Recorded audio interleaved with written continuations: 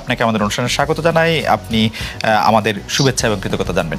আরও আছেন জাতীয় নাগরিক পার্টির যুগ্ম আহ্বায়ক ডক্টর তাজনুবা জাবিন। ডক্টর তাজনুবা জাবিন, আপনাকে আমাদের অনুষ্ঠানে স্বাগত জানাই। আপনি আমাদের সাথে যুক্ত হয়েছেন আর সেই জন্য আমাদের কৃতজ্ঞতাও জানবেন। আমি আপনাকে প্রথমেই যে বিষয়টার দিকে আপনার দৃষ্টি আকর্ষণ করতে চাই সেটা হচ্ছে যে এনসিপি বা এই যে জাতীয় নাগরিক পার্টি কিভাবে বিএনপির শত্রুতে পরিণত হলো, মানে বিএনপিকে কিভাবে শত্রু গণ্য করতে থাকলো। যেমন আপনাদের একটা জনপ্রিয় বয়ান আমরা এরকম শুনি যে আপনারা 15 বছর কোথায় থাকেন, 15 বছর আপনারা পারেন নাই, কিন্তু 15 বছর যে বিএনপি পারে নাই সেইটার দায় কিন্তু আমাদের সবার। যেমন এই বৈষম্য বিরোধী ছাত্র আন্দোলন যখন জীবনের ঝুঁকি নিয়ে রাস্তায় এসে দাঁড়ালো, তারা যখন মরতে শুরু করেছিল, আপনিও প্ল্যাকার্ড নিয়ে রাস্তায় দাঁড়িয়েছেন, আপনি একজন পেশাজীবী। আমরাও আমাদের জায়গা থেকে যা করার দরকার তা করতে চেয়েছি, তা করতে চেষ্টা করেছি। কিন্তু বিএনপি যখন করতে চেয়েছে, বিএনপি যখন শেখ হাসিনাকে সরাতে চেয়েছে, তখন আমাদের কাউকে কিন্তু পাশে পায় নাই। এই 15 বছর ধরে সংগ্রামরত, তারপর হচ্ছে বিভিন্নভাবে মজলুম দলটা কিভাবে এনসিপির সবচেয়ে বড় প্রতিপক্ষতে পরিণত হলো। তারা কথায় কথায় বিএনপিকে শ্লেষ করে, বিএনপি পারে নাই, বালুর ট্রাক সরাতে পারে নাই, দৌড়ানি দিয়ে এই আগে যদি দিতেন তাহলে এতদিনে ওরা পলায় যেত। এগুলি বিএনপিকে কেন শুনতে হইতেছে? মানে বিএনপির অপরাধটা কি? এবং সেটা কিন্তু আজকে থেকে না, প্রথম দিন থেকে। এবং বিএনপির অপরাধ আমি সরাসরি দেখি যে বিএনপি একটা নির্বাচন চায় এবং নির্বাচন করে এটা দেখতে চায় যে কারা আসলে কটুক দিতে পারে। আপনি যদি আমাদের একটু বলতেন। এই 5 আগস্টের পরে কিন্তু প্রত্যেকটা ফ্যাসিবাদ বিরোধী শক্তি যার যার ব্যানারে ফেরত গেছে। এখন যখন গণ অভ্যুত্থানটা নিয়ে প্রশ্ন ওঠে, গণ অভ্যুত্থানের ভাগিদার নিয়ে প্রশ্ন ওঠে, সবাইকে কিন্তু সমান সেটার অংশীদার তারা দাবি করে, খুব ভালো কথা। কিন্তু যখন ব্যর্থতা বা কোনো ধরনের জবাবদিহিতার মধ্যে পড়তে হয়, তখন কিন্তু শুধু ছাত্র তরুণদেরকে পড়তে হয় বা এই গুটি কয়েক ছাত্রকে ধরে পড়তে হয় যে, এবং এই শত্রু বা তারা 15 বছরে কিছু পারে নাই, এই কথাটা কিন্তু শুধু ছাত্র তরুণদের পক্ষ থেকে যায় না, এটা জনগণের পক্ষ থেকেও যায়। আপনি যদি আপনাদের এই অনুষ্ঠানগুলোর নিচে কমেন্টগুলা দেখেন, কখনো যদি চোখে পড়ে, এখানে কিন্তু যাদের প্রকৃত অর্থে যাদের অ্যাকাউন্ট আছে, এরকম অনেক মানুষ কিন্তু খুব সুন্দর সুন্দর কথা লেখে এবং কাউকে অ্যাটাক করে না, খুব গঠনমূলক ভাবেই কিন্তু লেখে। এটা থেকে কিন্তু আপনারা নিজেরাও বুঝতে পারবেন এবং আশেপাশের মানুষ থেকেও বুঝতে পারবেন যে গত 15 বছরে একটা যোগ্য বিরোধী দল হওয়ার ব্যর্থতা কিন্তু এদেশকে ভুগিয়েছে। একটা সফল বিরোধী দল হওয়ার ব্যর্থতা কিন্তু এদেশকে ভুগিয়েছে। এটা শুধু ছাত্র জনতা হিসেবে আমরা যে বলি যে, বা এনসিপি এই নতুন করে যে এটা বলে, ব্যাপারটা তা না। আরেকটা বিষয় হচ্ছে, এই শত্রু বা এই মুখোমুখি দাঁড় করানোর ব্যাপারটা কিন্তু এক দিক থেকে না। আপনি দেখবেন এই যে কিছুদিন আগে এক টক শোতে আমার এক সহ আলোচক বলছিলেন, আমি 90 সালের গণ অভ্যুত্থানের একটা কথা বলছিলাম, উনি বলছেন 90 সালে তোমার বয়স কত ছিল?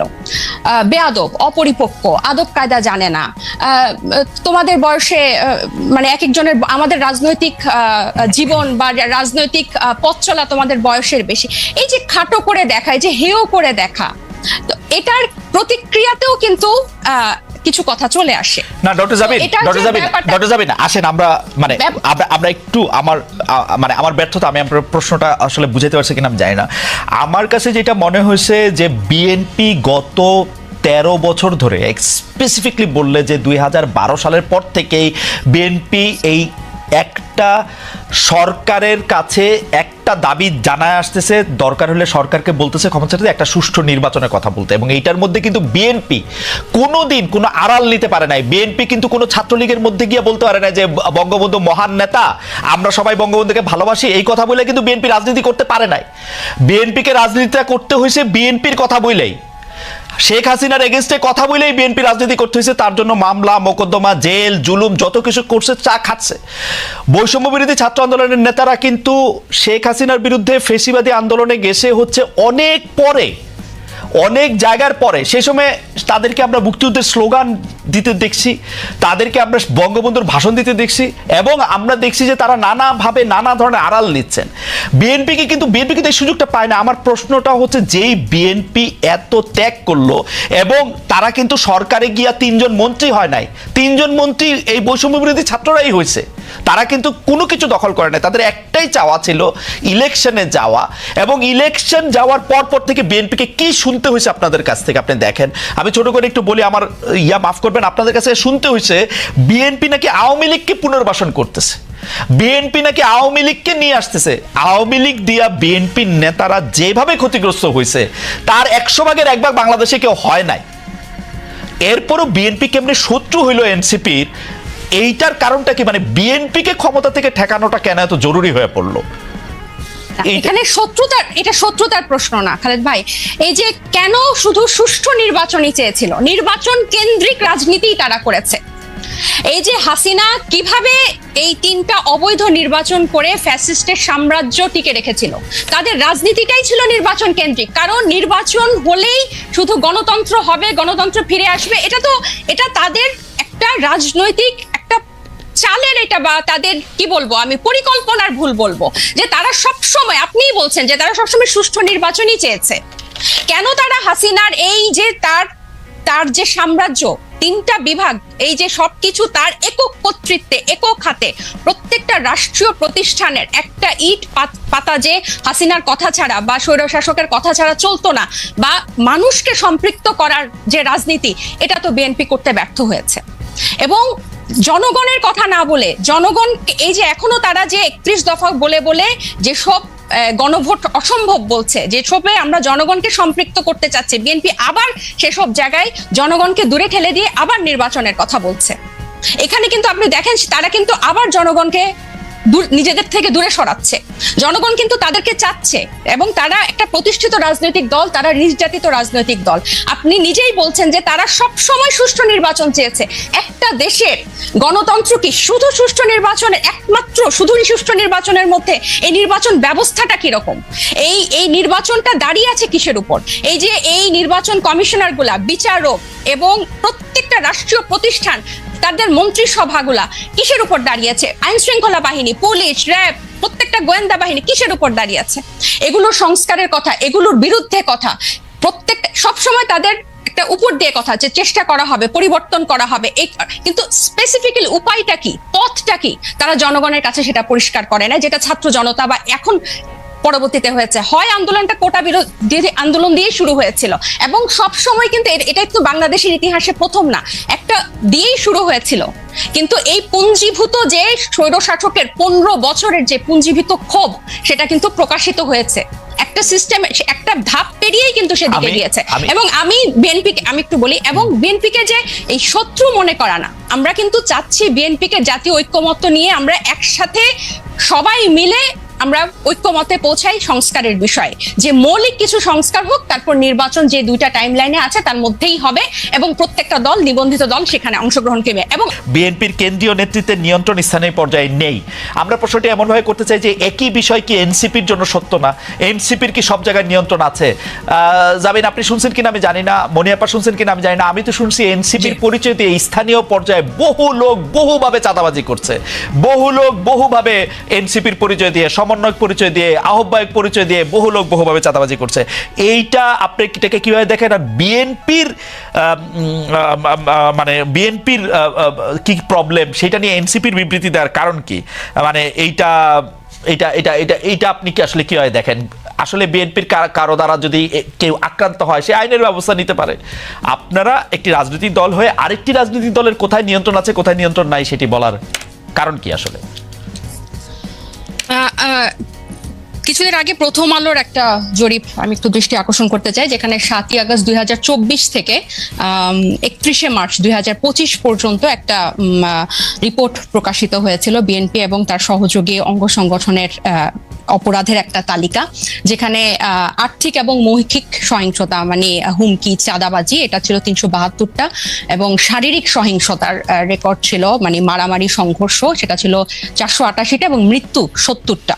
এবং এছাড়াও আপনারা জানেন যে হাতিয়ায় আমাদের হান্নান মাসুদের উপর সংঘর্ষ হয়েছে, হামলা হয়েছে। এবং প্রত্যেকটা জায়গায় আপনি যে বললেন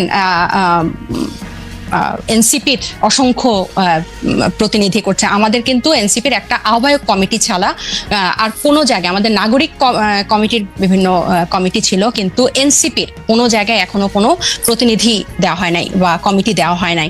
তো যারা অপরাধ করছেন বা যারা এই নাম ভাঙিয়ে, সমন্বয়ক নাম ভাঙিয়ে বা এখানকার আহ্বায়ক নাম ভাঙিয়ে যারা চাঁদাবাজি করছেন, তাদের কিন্তু গ্রেফতারও হচ্ছেন এবং তাদেরকে কিন্তু আইনের আওতায় আনা হচ্ছে।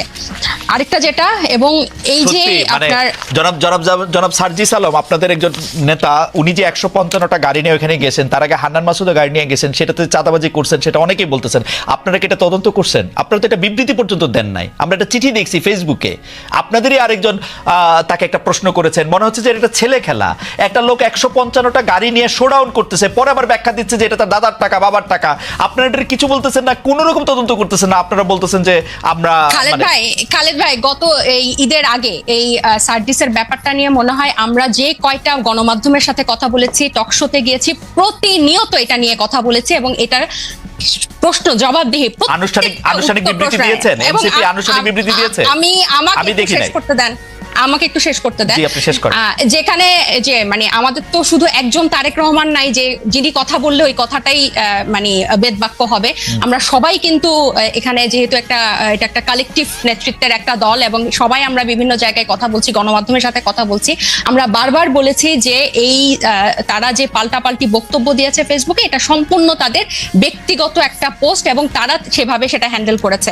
আমি আরো বলি যে আপনি আমাকে যে কথাটা শেষ করতে দিলেন না, তো এই যে বিভিন্ন জায়গায় যে তাদের এই সহিংসতা এবং তাদের যে স্থানীয় পর্যায়ে নিয়ন্ত্রণ নাই, এটা স্বয়ং তাদের দলের যে তারেক রহমান সাহেব, উনি নিজেও কিছুদিন আগে, এই 2-1 দিন আগে, ঈদের আগে একটা বক্তব্যে বলেছেন যে যারা এরকম করছেন তাদেরকে উনি ডিজোন করেন বা টানতে পারেন না। সো এটা প্রমাণিত যে তাদের স্থানীয় পর্যায়ে তাদের ইয়াটা নাই, কন্ট্রোলটা নাই, এবং নিজে উনি এই কথা স্বীকার করেছেন। আর আমাদের দলের সাথে যে আপনারা বিএনপির তুলনা করছেন, এটা এই কারণে আমি বলবো যে আমরা এখনো সাংগঠনিকভাবে ওভাবে বিস্তার লাভ করি নাই। নতুন একটা রাজনৈতিক দলে অনেকেই কিন্তু শেল্টার নিতে চাইবে বা নাম ভাঙিয়ে এটা করতে চাইবে, কারণ এই যে এইগুলো কিন্তু এই 1 মাস আগে আমরা এসে নতুন করে তৈরি করি নাই, বরং এই পুরনো রাজনৈতিক অপসংস্কৃতির মধ্যে আমরা এসেই জন্ম নিয়েছি। সো এখন আমাদের উপর দায়িত্ব এসব রাজনৈতিক অপসংস্কৃতি পরিষ্কার করা এবং ফেরেশতার মতো বিহেভ করা। সো আমরা কিন্তু অথবা আপনার দায়িত্ব, ডক্টর জাবির, অথবা আপনাদের দায়িত্ব হচ্ছে ওই সংস্কৃতিটারও বেশি করে করা। একটু খালেদ ভাই আমি শেষ করি। ওই সংস্কৃতি বেশি করে না, ওই সংস্কৃতির বিরুদ্ধে কথা বলা।